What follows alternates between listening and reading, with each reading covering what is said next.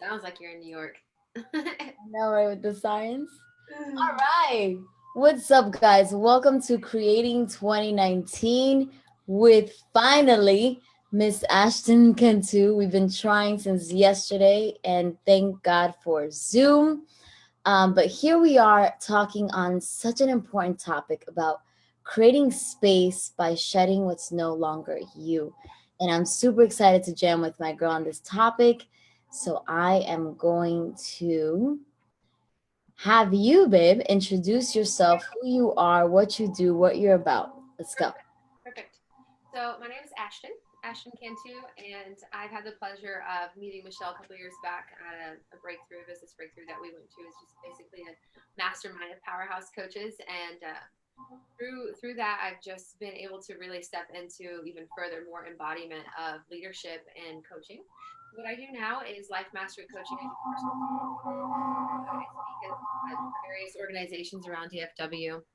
That's Dallas Fort Worth for those of you that aren't local. And I also do leadership coaching for high performance. So very just kind of multifaceted in my work like you, Michelle. I'm not niched in.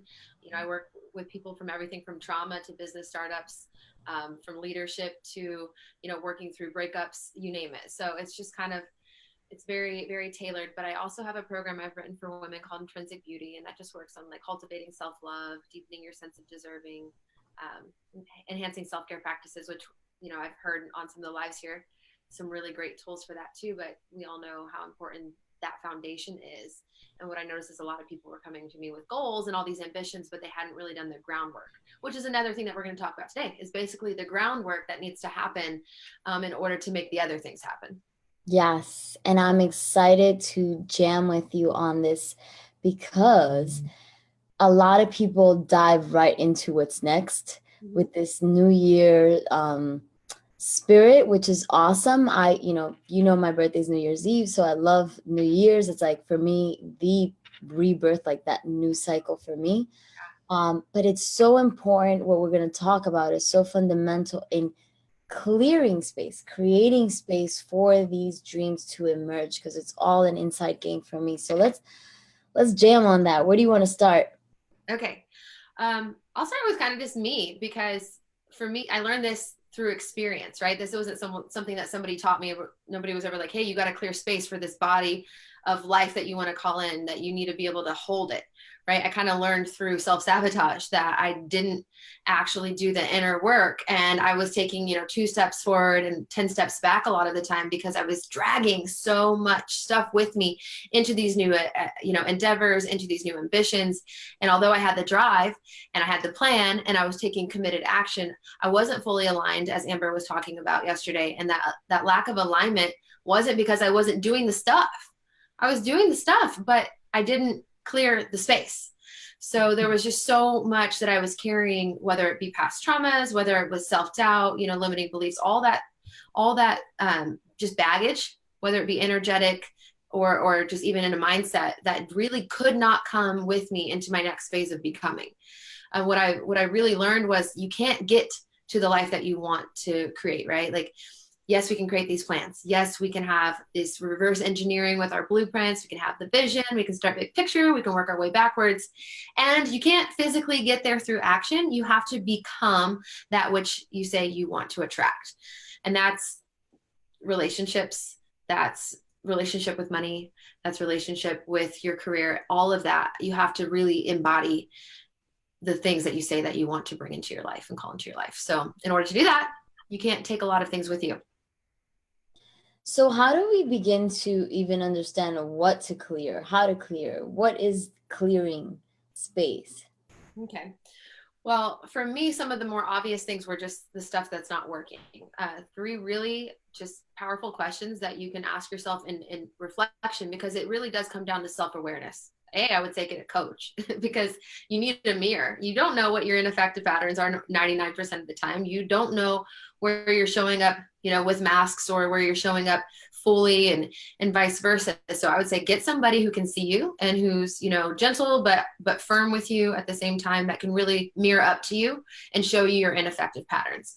But if you're building self-awareness, just asking yourself, like, what am I doing that's working? What am I doing that's not working? And that second question, what am I doing that's not working? You have to get radically honest with yourself and take a look at the results in your life and take ownership over, well, the way I've showed up in this relationship's not working. The way I'm showing up in my finances based on results with debt is not working. And then owning those ineffective patterns and deciding for different. The root word of decide, in like the Latin, I think, language, right?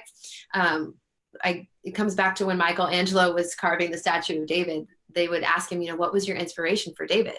And he would just tell them, well, I just carved away everything that was not David.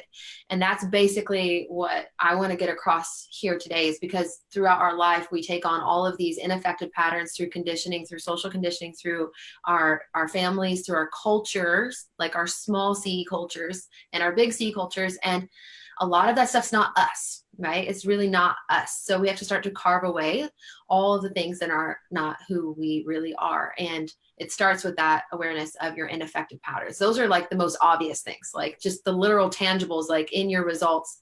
Wow, clearly something I'm doing here is not working. So what can I choose to move away from?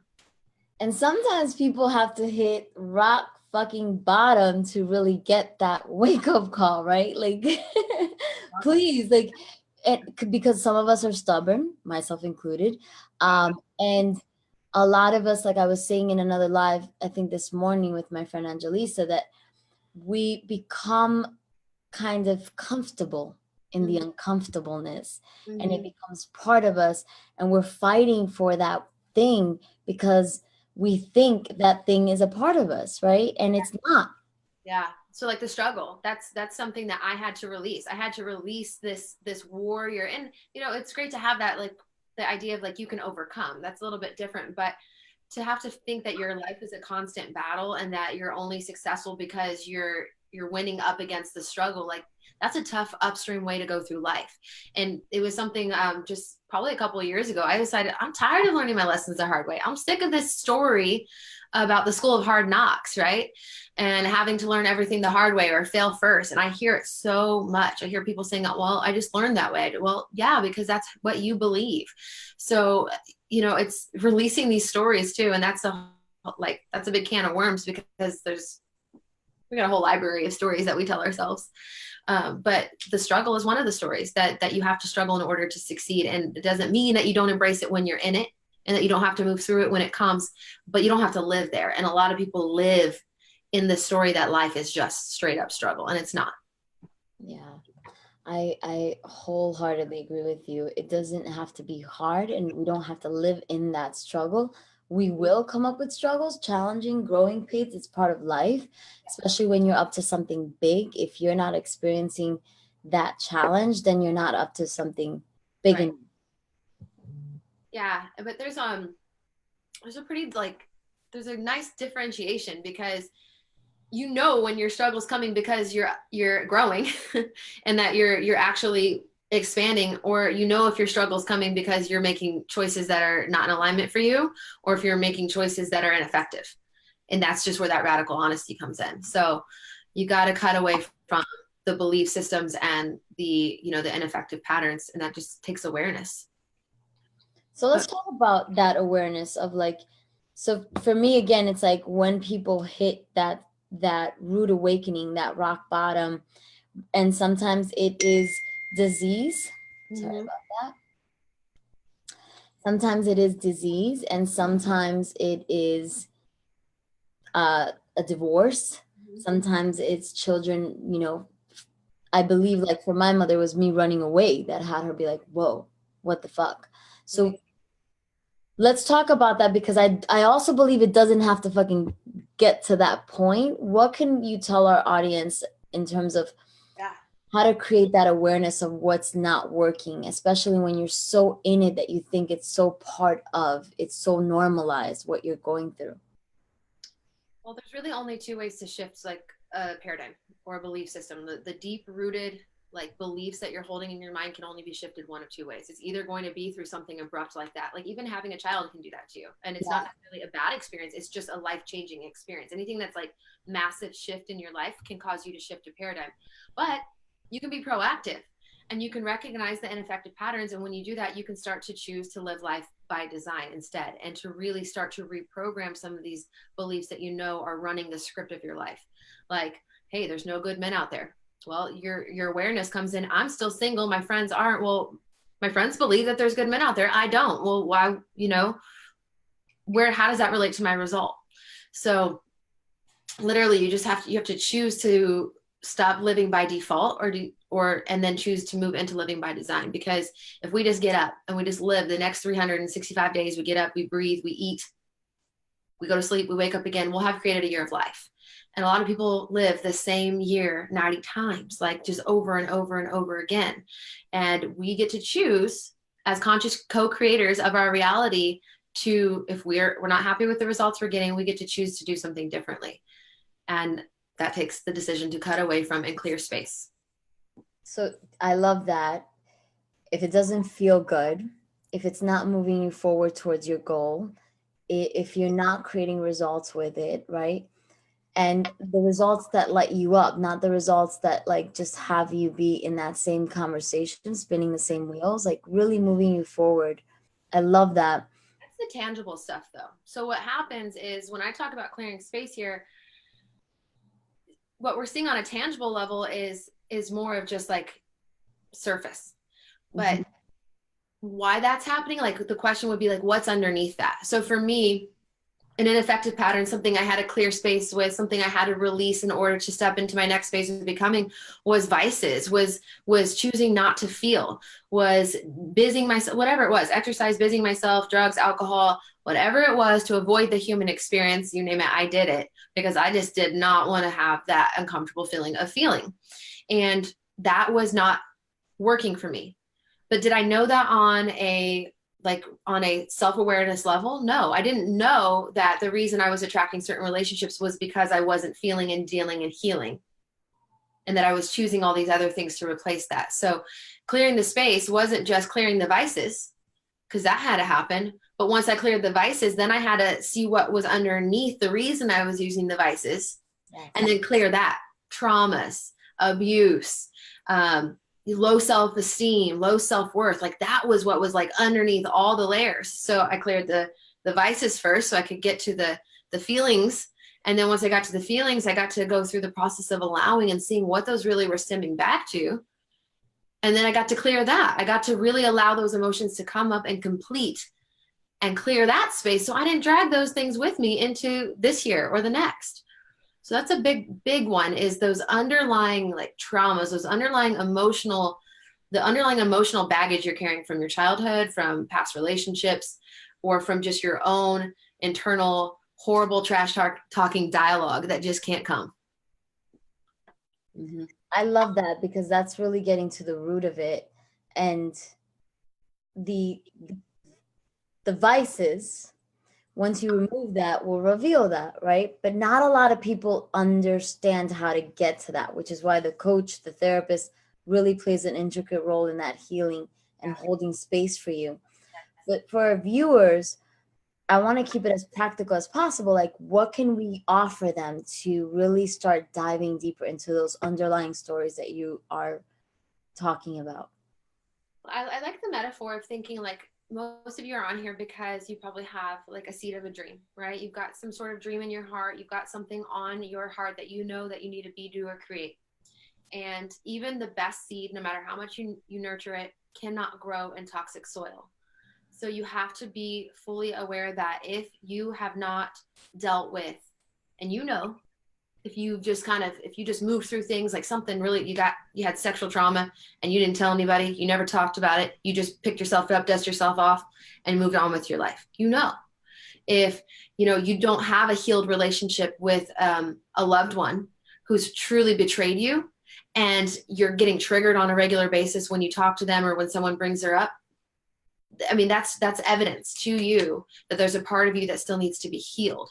So I think it's paying attention. It's starting to really tune in and tap into like your body. Let's say someone brings up a loved one and you had a severe conflict with this loved one in the past. And every time they come up, you're feelings, your body cringes, you feel it on a physiological level, your throat tightens up, that's a sign and signal to you that it may be time for you to get support with helping heal this past trauma or this past wound. And you may decide to take that on your own through a spiritual journey. You know, there's a lot that can be done through meditations, through cutting cord meditations. Forgiveness is the absolute best medicine. I asked Susie Batiste, who is the founder of Poopery, and what she suggested with that when people aren't really ready to let go of something from the past, and they're ready to move on to something in the future, but they haven't let go of that attachment. And she said, don't rush that process. Like really, really work through those feelings. And most importantly, you'll know that that feeling has completed when you look back at a situation with nothing but gratitude. No matter how traumatic, no matter how much pain it costs. Like you can find the seed of the lesson and you can find the seed of growth. And then you look back at that. And when you see it with gratitude, you know that you've really completed that and moved through it. And you're ready to start pushing into this direction. Mm-hmm. Yeah, I love that. Now, this is so good because it really has people like understand that there's a process to it. This is not an overnight thing that you're going to get to. And for those people that love to mental masturbate and like do the fix me forever syndrome, right? Right. You can go down the rabbit hole and always find shit because we are evolutionary beings. We're always growing. There's always things to shed. So I want to also be mindful of really pointing that out to people that you are not to make yourself a fucking project, the never ending project. Make yourself the never ending masterpiece. I love that. I love that because it's all about just revealing and it's all about really unfolding into who you were meant to be in the process, which is really just like someone with childlike innocence, with love, with light, someone who's here to share their unique gifts and talents with the world.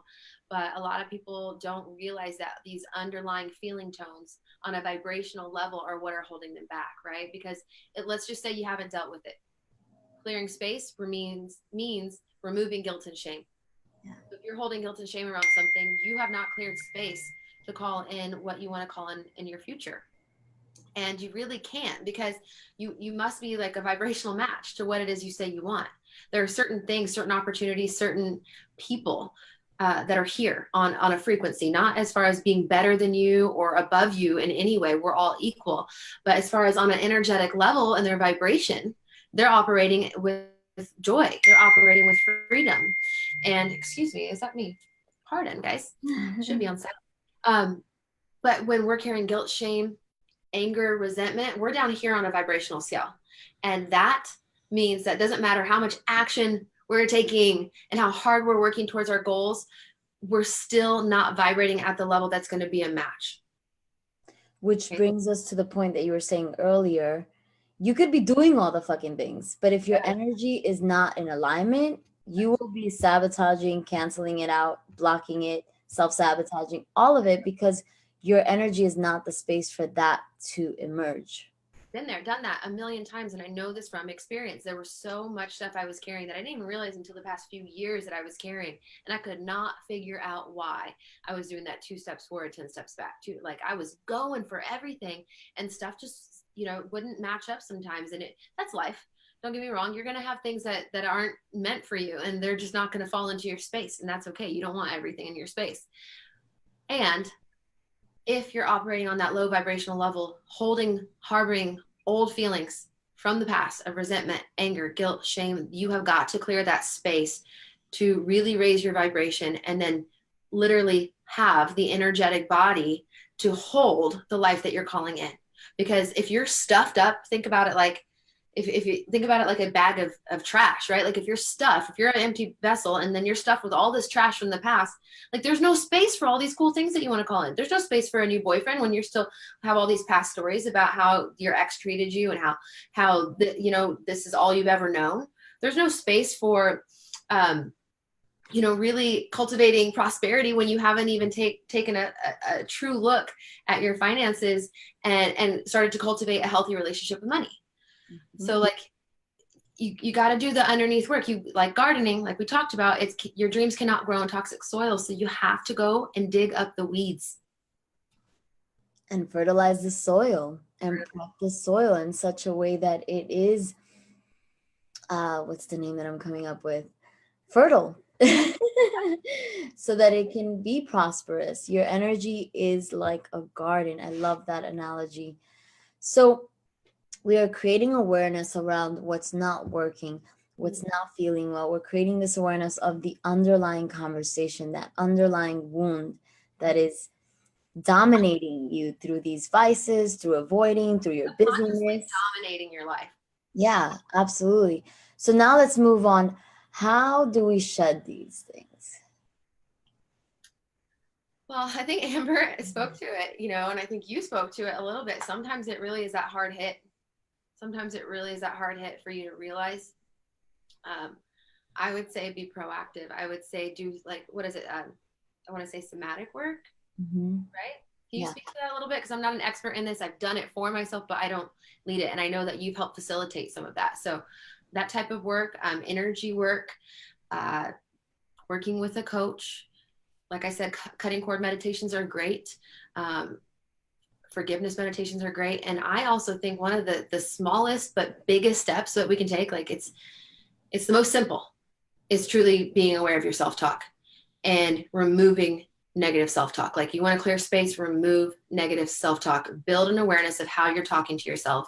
And when you're starting to plant those you're planting weeds. Every time you talk to yourself in a way that's disempowering, you're planting a weed right around your dream, and it's just going to start pulling your dream down and you're not even realizing it.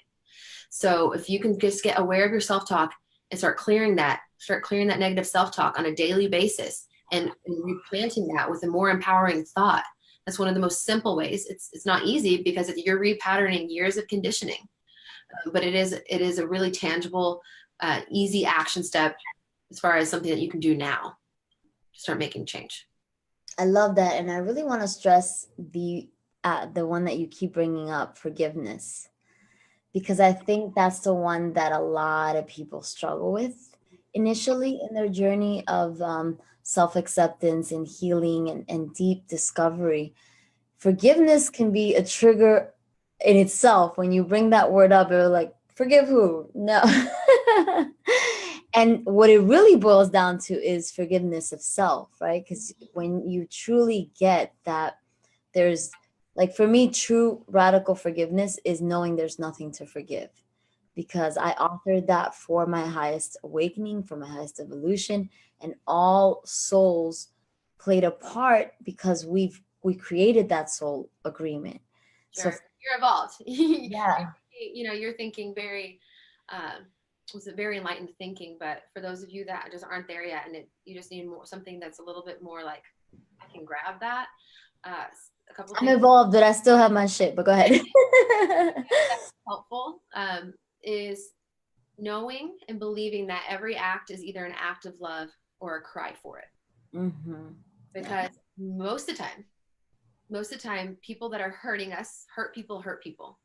So when you can step back, and this is one of my favorite acronyms too, is CEO perspective, taking on a compassionate, empowered observer perspective, not just for everybody else, but for yourself. And when you can step back as the CEO of your life, and you can look at every situation, every scenario, no matter who did what to who, and go back to Anne Marie's radical responsibility, go back to some of these videos about taking ownership for your life, taking radical responsibility without blame, and looking at yourself with compassion, and that person with compassion, getting empowered by knowing, since you took radical responsibility, you have the ability to shift the situation. And observer, like you're just witnessing. Like there's no judgment. You're just witnessing what happened here. And when you witness it, knowing that every act is either an act of love or a cry for it, you shift yourself from victim and from blame into someone who's empowered and understanding, someone who's showing up with love, looking at life through the lens of love rather than the lens of fear. So I'm sure if you think about who's hurt you in your life, if you really, really think about where they're at in their life, they were either probably trying to keep you in the bubble and protect you and hold on to the version of you that they knew, like they were doing something to love you, even though it didn't look or feel like it. Or they were truly hurting and they were projecting and inflicting their pain upon you. And those are just two things that have really helped me to forgive others and myself, is just to kind of be honest about where those people are at and where they really were coming from, me included. Absolutely. And knowing that you on a vibrational, on an energy level, attracted that to you. Mm-hmm. And a lot of times we attract our, I believe, and this is just my perspective, I believe we attract people that we connect on our lower vibes. So through our pains and our wounds, and also through our higher purpose, through what we're here to do, to serve, to be in purpose of. So when we look at it that way, there's this beautiful exchange of energy, and we're both teachers and students, and we're in this game of awakening and reminding each other of who we are by being mirrors of what's possible, what we see in each other. I think this is so powerful. Forgiveness, it has truly been a game changer in my life. It is like, it's like the tractor, it's the plow. Forgiveness pulls all those weeds down. It is the one thing I think that will actually literally clear the most space, because it handles so many of those low vibrational emotions. It handles guilt, it handles shame, it handles anger, it handles resentment. I mean, name some others, but it plows them out of the way, and it just leaves nothing but love. And then you're from here to here, like real quick, 0 to 100 real quick, when you learn to truly cultivate forgiveness. And it's an ongoing process in life. We're going to be constantly tending to that garden. We're going to be constantly having to go back and, oh, I missed this weed here, like that still triggered me, this wound still, it still kind of stings, that was salt that you just put there, like, and then you go back to that process of forgiveness. It's everything. It's everything. I love that. I love that. I'm going to ask you one more question before we move on to our last question that I ask all my speakers. And I really want to acknowledge you, babe, because you've been bringing up the other speakers, and I think that's such a beautiful sisterhood act, to really bring up the other speakers and bring up the other their other messages. I think that's really powerful and beautiful of you, and I thank you for that. This is what it's all about. It's all intertwined. This is basically, like we talked about, this is kind of like the underneath. This is the groundwork for the things that they were speaking to. Yeah. So we're creating space by shedding what's no longer you. And how do you know, because we're always evolving, we're always changing, we're always shifting, how do you know that you are arriving to that you, to that David? I love this question, because this one was one of my biggest shifts in the past year. And it's just because you're no longer worried about putting on the masks. Now, you may be wearing a mask like subconsciously, right? You might still be, I've got this mask, or I've, the gotta look good mask, whatever. But overall, you'll notice that you are stepping into your authentic self, your truth. You're not afraid to just speak what feels right on your heart. You're not afraid to put yourself out there and worried about outside validation or outside approval. You will really feel like, not like I got this in some sort of cocky or prideful way, but you'll really feel like, wow, like I feel truly good about who I am and who I be and how I'm showing up to life. And it's that like internal validation of like, this feels right. This feels really in alignment for me. And I think that that's the biggest way. But, once again, we're talking about clearing space, and we're talking about awareness. You got to know what masks you're wearing. You have to know, what you've been kind of fronting. And, if you look at it, you'll know. And if you don't know, get a coach. They'll tell you. They'll let you know. But that's a big one, is clearing those masks, because when you do, we're talking about success. People want to know you. They want to see you. And when they see you, and when you show up as yourself, like, you give permission to other people to do the same. And that's embodied leadership. That's inspiring. That's attraction. That's what people gravitate towards, is authenticity and transparency. So clearing space is also just tearing off those masks of like mine was always, I've got this, right? And I didn't. Oh my gosh, I was dealing with depression. I didn't have shit. I was really truly suffering on the inside. But sharing that was freeing. So I would say tear off the mask and just be and do you. I want to touch on one mask that is like, so sorry, that was me now. So one that I definitely growing up as a teen, it became my thing because I grew up seeing my mother be extremely abused by my stepfather. And I put on the fake it till you make it. And that actually was like my motto, like fake it till you make it. I will get there and nothing's gonna break me. And fuck, I had the fuck it button and the fake it till you make it because I never wanted people to know how deeply I was hurting inside. And that's most people's reasoning, right? That's most people's reasoning. Even bigger than masks, guys, old identities. Yeah. Old identities, like the shy girl, the nice one, the strong one. Like, Mm-hmm. give that stuff up. If I was still wearing the I'm strong, I probably wouldn't be on this call right now because I wouldn't have reached out for support with my business, right? And I never would have met Michelle. So it's in that like willingness to just tear down and tear away from everything that you really thought you were to just actually learn who you are. Right. This is so good. And speaking of identities, I don't know if you see this challenge that's going on about the 10-year challenge. So I started coaching 10 years ago and I was looking through pictures, and one of my identities 10 years ago was the party girl, the Okay. P girl, like never make lines. And I was going through this picture, like, damn, man, I was like all in these raves and shit. But that was an identity. That was an identity that I like was attached to. It gave me validation, it gave me importance. And it's really this thing that you bring up with identities is so important because this thing with identity is so important because sometimes we forget that it's an identity. Sometimes we forget that it's a mask because we've been playing that game for so long that it really needs us to like sit back and be like, wait a minute, who am I? Who do I want to be in 10 years? Who do I want to be in 5 years? Who am I striving to become? And that conversation is going to open you up to be like, wait, this isn't it. Right. I'm so off the mark, right? I mean, one of mine was that I was an F up. Well, of course I was living my life that way. Like literally, that's who I thought I was. That was my identity that I had taken on and believed to be true about myself. So all of my actions accordingly followed through with that. I would literally sabotage anything and everything just because that's who I thought I was. So good. So good.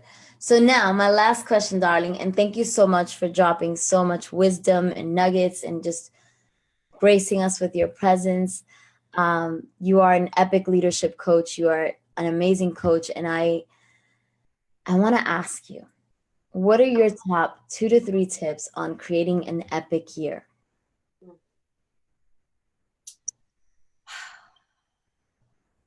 You are an epic leadership coach. You are. She can play it for us. Well, okay. So I think number one, you've got to be true to you. You've got to honor yourself. So like the how is get quiet and still and go listen to what lights you the fuck up. And yes. Language, but you have to listen to that because if you're living somebody else's dream, doing somebody else's goals, being driven by things like money, when you don't actually care about money, when you really care about freedom, like you have to listen to you and figure out what aligns for you, and you have to go after it, like 100%. Coach, and yes. I don't know why that's keeps going. Yes. That would be my number one, is like literally get clear on what it is that you want to create, like what is success to you, not to anybody else, and just get really clear on that before you ever start just aiming in the dark and throwing darts at goals. Like make sure it's what you want, because you could head down a path and then you're gonna have to turn around and you want it to align for you.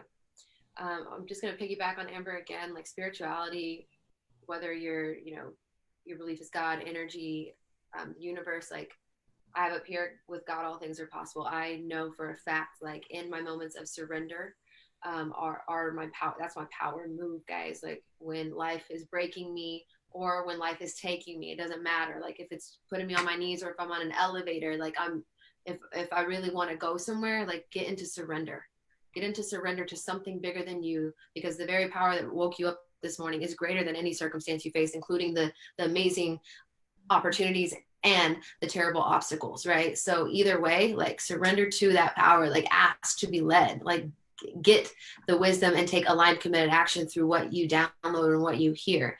That's what inspiration is. It's in spirit. It's being inspired to take that action. So, that actually precedes my number one. Like, do that, and then the number two will follow, or the number one will follow. You know what I'm trying to say? Yeah. Locked. But I love that. So defining your success, really getting clear on what lights you the fuck up, and to really surrendering, like making that a practice of surrendering to something much bigger than you, getting into the practice whether I love that analogy because a lot of people when they're on the elevator, they forget. yeah, and then they try to power through and do their own thing, and that's where you get knocked down right back to the bottom. That's when I say that people are playing God in their bubble because now they're like, oh, I'm good, I'm good, I'm good. But then when they're in the bottom, right, is when they remember, is when they start calling out for this higher power. And I love the analogy, making it a practice even on both, especially on both, so that you can start really being an intricate piece in a bigger masterpiece. Yeah. You just be led. It's way more downstream, guys. Like, we can live life upstream or downstream, and not to say that you're not going to have to hustle and grind, especially if you're an entrepreneur or if you're a mom or whatever. Like, if you're a human, right, we all have to work at life. But it doesn't have to be as hard as we make it. Like, we don't always have to be rowing our boat up the stream. And I feel like when we're not in surrender, when we're not in alignment with our higher power, when we're not really being led and we're just trying to do instead of be and listen, and it's much harder than it needs to be. So that surrender is crucial for Magick. I love it. I love it. I wholeheartedly agree. Surrender is a big piece in my practice every day. Girl, thank you so much. We did it finally. So I'm going to throw one more little tidbit out there because I shared this on a live yesterday, and this comes from Alexi, but the pivot, y'all, the pivot. So we were going to make this happen, and instead of falling victim to the circumstance or just kind of throwing in the towel, like, life mastery is in the pivot. So what did we do? We rescheduled. Well, what did we do after that? Like, the backup plan, right, was Zoom. So, things aren't always going to work out the way you have planned. Pivot, adjust, adapt, and make something out of nothing. Make something happen, because there's always a way. I love that. I love that. And I'm really happy that we made this happen, because I think this talk is very independent of all the other talks. Really, this is, for me, besides radical responsibility, this is also where it begins, in creating space and getting really in tune with what's no longer you, what's no longer serving you, what doesn't feel good. And like you said earlier in the conversation, really getting underneath that so that you can start healing those pain points that are driving you. I love that. Thank you so much, Mama. I honor you. I honor your work. I honor your magic that you're creating in the world. And I'm so grateful that we got to jam together. Grateful for Zoom. Thank you. I just cannot. I was telling like some friends, I'm just like, the amount of value you're creating for people. Pay thousands of dollars for this. Like, this is thousands of dollars worth of coaching under one house for free. And the fact that you were just so generous with your time and your efforts and just your platform. I mean, so giving. So I hope it all comes back to you tenfold. Amen. Thank you so much for that. I received that. Guys, for those of you watching us, I can't really see because I'm on Zoom, but I honor you all. Thank you so much for watching. We did 4 amazing, badass interviews. Tomorrow, we're going to do 4 more amazing interviews. And I'm really excited because tomorrow's lineup is also super powerful ladies that are on a mission globally to create a massive impact in this world. Let's not forget, I'm offering Yes.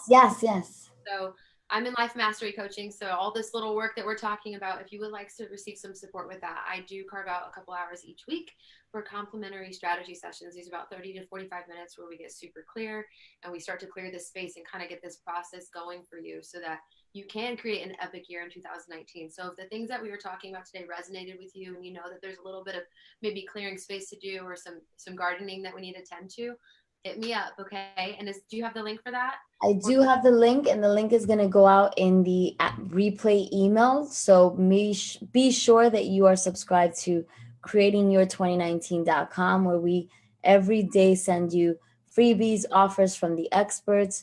Plus, you'll receive my success blueprint to create an epic 2019.